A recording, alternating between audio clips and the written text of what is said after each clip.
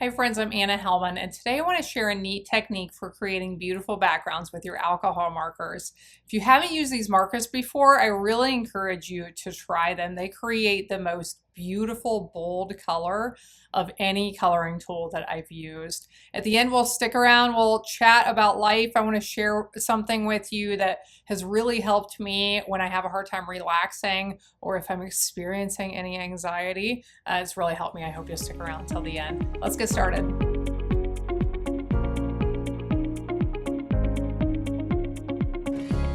I was thinking about ideas for how to use this new Shattered Shapes stamp set that I have. I love the dark, that most of it's filled in and then the images are not filled in, but I was just looking for some creative ways to use it. So this is what we are going to do with it today, is do some coloring with some alcohol markers. So I have stamped this with Memento black ink, and I'm going to come in and do some coloring. First, I'm going to color the plant here inside, and then we are going to color all the way around the outside as well.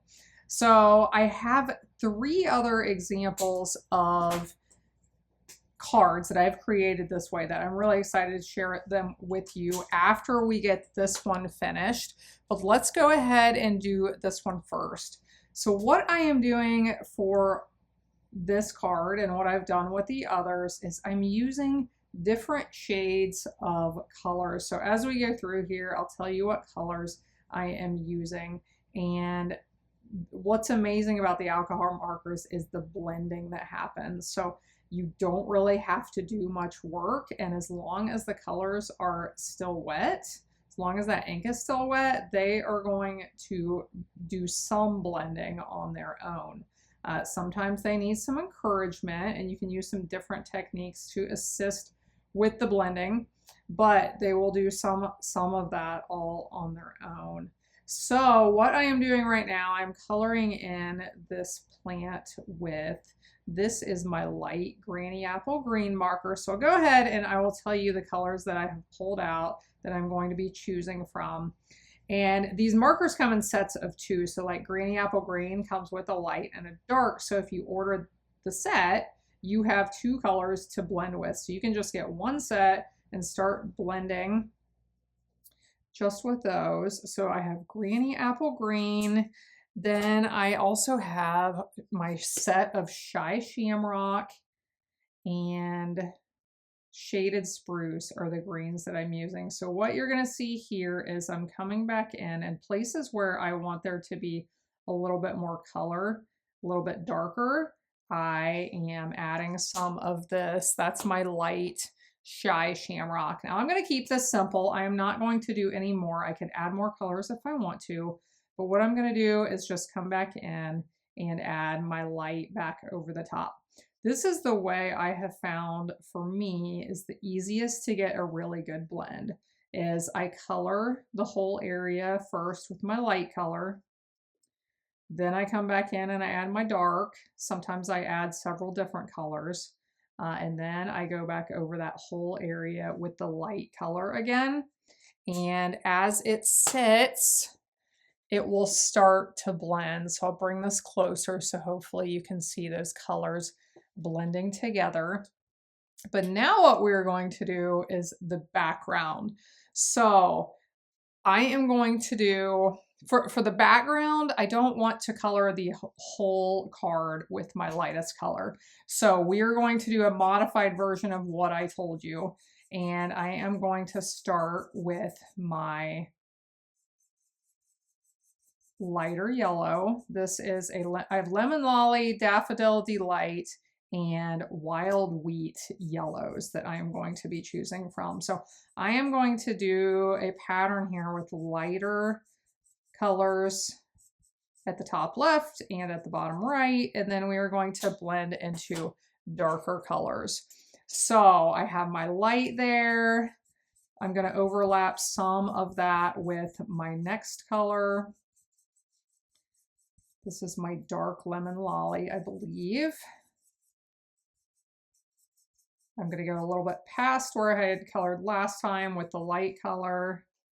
And we're going to carry on to the next color. So here is my light Daffodil Delight. I am just going to do a little bit with this one. It looks pretty similar to my Lemon Lolly. And now we'll do some Dark Daffodil Delight. And if you are thinking, Anna, that is not blended at all, just give me a moment. Just give me a few moments. We are going to come back and make this all look better than it does right now. Trust me. I can't wait. Hope you stick around to see these examples of the other three. I have another one with this stamped image and then two with the strawberry that I really love. Now I am just going to use, this is the light wild wheat. I am not going to use the dark. Got all my space filled in here, so we'll just stop there and not go any darker. Okay, now I am going to move back towards my lighter colors. So here was my Dark Daffodil Delight. I am going to go over that plus any darker colors, which is the wild wheat, and color over those again, and especially at the edges of my wild wheat, like right here and right here, I am going to do a little bit extra there that is going to help that to blend together. Just a little extra right there, go over all of this. If you keep the whole area, keep that ink wet, it really helps all of this to blend well. Okay, the next one, I don't remember, I can't tell exactly where all these colors change, but that's okay. You'll get the idea of what we were doing, just going a little bit farther and then blending back into those darker colors. And you will see all of this really start to blend together nicely. So you may notice that as I'm coloring, I am doing more coloring where I start in the center and I color off the edge. That's because I don't want to drag the tip back across the edge of the paper. These tips are gentle. I don't think that was the right word. What's the word? I don't like that. They can get frayed, they can get beat up, so I really try to be nice to them and just color off the edge and not drag it back over the top. Okay, and last but not least, we're going to finish up with the light Lemon Lolly. And what you'll notice when you start to do coloring with the alcohol markers is as it sits, it will actually keep blending. So it will still change a little bit until it is completely dry. So let's set this one off to the side while it finishes drying. We will finish this card in just a moment. But until then, let me show you the three examples of these other cards that I have created. So here is the other one that I created with that same stamp, the one with the plant in the center. So this one, as you can see, I did not color the plants differently. I just went over the whole thing with several colors of my Blends alcohol markers. The colors I used on this one were Pretty Peacock, Lost Lagoon, and Pool Party. And then these are my favorites. I'll show you this one first. So I decided to stamp that strawberry image 3 times. And then I colored at the bottom with the shaded spruce and the shy shamrock. And I did the top with the melon mambo and the flirty flamingo colors. Cut those apart into 3 different panels, which serve 2 purposes. One, I had actually stamped them right next to each other, but it wasn't perfect. The alignment wasn't perfect. There were little gaps in between them. So I was able to cut those off and fix that. And I just really like the look of the 3 panels. And then this one, I think might be my favorite. So I colored those strawberries in, as you can see. And then I did the coloring with the yellows as we just did on this one. So let's see how it looks. And let's go ahead and finish this one up. So I like to come up with different ways to use the products in my collection. Hopefully this gives you another way to use those markers that you love so much. And if, like I said, if you haven't tried them, I would encourage you to do so. They're a pretty amazing tool. So I will have links to all these products that I'm using in the video description below. I do appreciate all of you who shop with me. So here is this finished card. So hopefully you can try that technique sometime soon. So I shared that at the end, I was going to share something that really has helped me sometimes when I have a hard time relaxing, or every once in a while I have a little bit of anxiety. I know a lot of people are struggling with anxiety now. And as I've learned more about like natural healing and wellness, one of the things I keep reading about is how our bodies get stuck in the fight or flight mode. Like it has to do with your sympathetic and your parasympathetic nervous system or something. I don't know, like the one that gets you all fired up and then the one that calms you back down. That because of our lifestyles, because of all kinds of things in this world, busyness and all sorts of things, that we are getting, our bodies are getting stuck in that mode. And then like our bodies get worn out.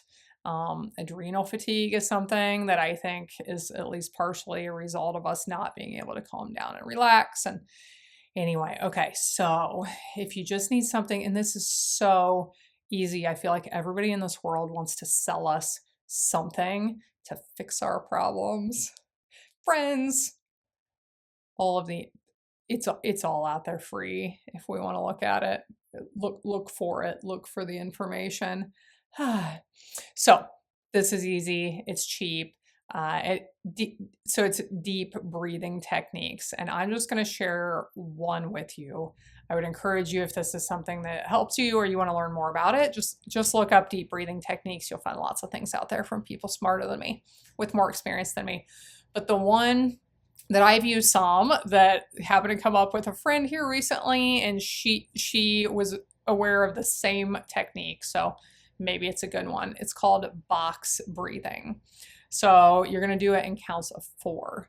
So you breathe in for 4 counts, you hold it for 4 counts, you breathe out for 4 counts, you hold it for 4 counts, and you start over. Breathe in for 4, hold it for 4, breathe out for 4, hold it for 4.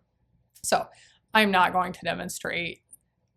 I think this is simple enough. You can figure it out. But what I find is it's really, I haven't done it a lot, but I have done it a few times when it's really helped me. But it seems really awkward to me while I'm doing it.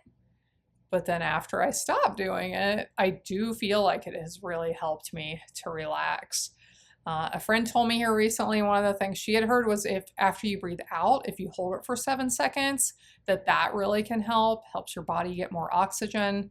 I don't really know for sure, but if this is something that you want to look into, it can really be helpful for those struggling with anxiety or just having a hard time relaxing. I think the speed of our world, the fact that we think we're supposed to be busy all the time, we're supposed to accomplish as many things as possible in a day as we're supposed to. Our kids are supposed to be in all the things because if not, we're bad parents. Just all these things. Like I think the waves in our air, like cell phone waves, and I don't even know what all the waves, electromagnetic, what are the EMFs? I don't know. I think it's all affecting our bodies, and we have to, for some of us, really work harder at relaxing than we probably should have to. I know for many of us, that's what this card making thing is all about, right? And this is a great way to relax as well. You should double it up, do some card making and some box breathing at the same time, and see how amazing you feel afterwards.